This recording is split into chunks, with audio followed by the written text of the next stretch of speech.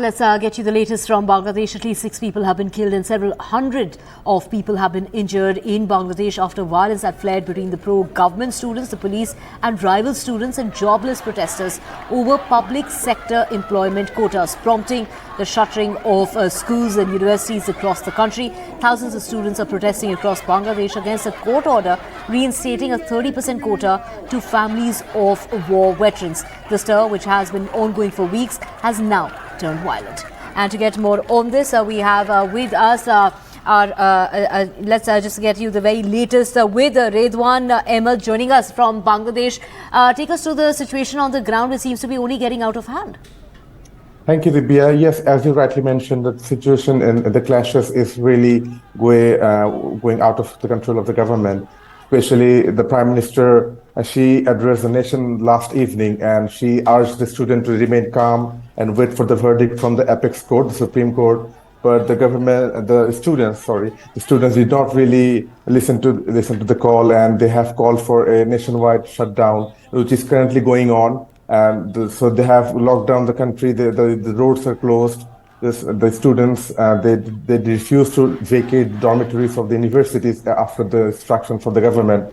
So they are really protesting, and as we speak, the nationwide shutdown is going on, especially fueled by the deaths of the protesters, especially the student protesters who took part in the protest and who got killed allegedly by the police shooting rubber bullets at the students.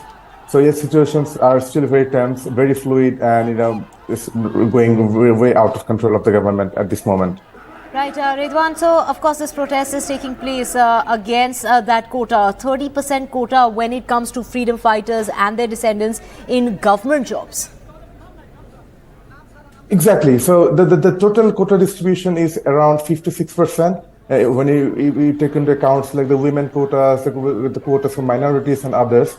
But I think the main the agenda for the students is now like when given the situation right now is like the grandparents or descendants of the freedom fighters who took part in the liberation war movement, they are having this 30% quota, and the students, they don't actually call for a complete abolition of the quota system, because the students that I spoke to who took part in the protest, they say they need a reform of the quota system, not an abolition. So they ask for, they label this current existing quota system as discriminatory and unfair. So they are calling for a reform of the system so that the more ordinary people, they can, the students, they can have a better chance at the candidates, have a better chance at the job quotas. So the Supreme Court has, the quota system was abolished in 2018 after similar protests. But the High Court recently, they gave a verdict that to put a stay on that government executive order, and then the protest reignited, and then again the government is asking for the Supreme Court intervention, and the Supreme Court will likely convene their own verdict within a week or so. So we're hoping, like, it was supposed to be a month, but I think given the current emergency situations, there are talks that the Supreme Court might intervene faster to provide an updated verdict.